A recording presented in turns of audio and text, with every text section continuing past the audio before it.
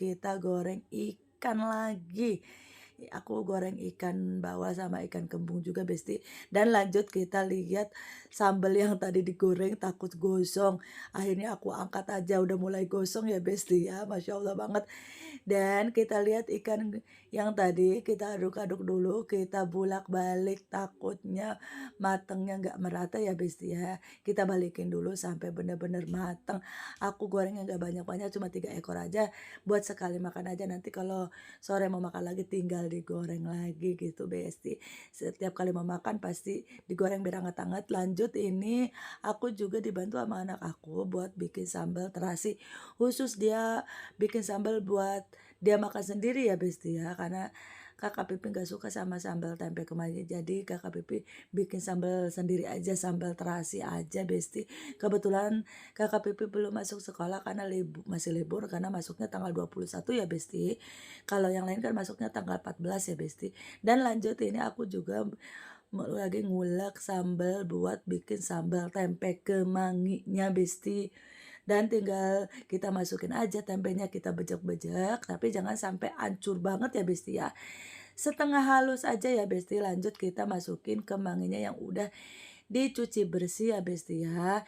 Dan tinggal kita apa tuh, dibejek-bejek aja sebentar Besti, nggak usah lama-lama.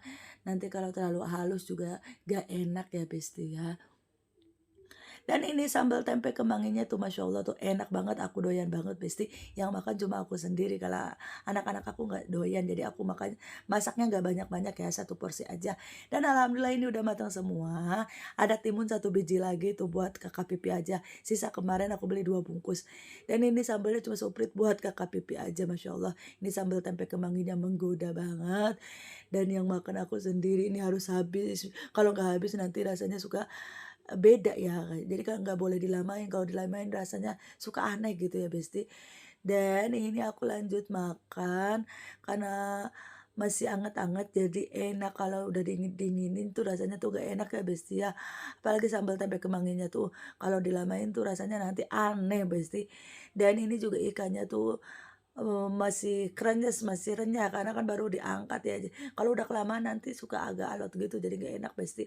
Dan ini Dede Aras emang lagi ogohan hari ini ya Besti. Biasanya kalau aku lagi makan tuh dia nggak suka ngerecokin, nggak, paling cuma duduk ikut makan. Tapi hari ini dia tuh minta digendong, dicium segala macam. Mungkin lagi ogohan Besti, nggak apa-apa lah ya.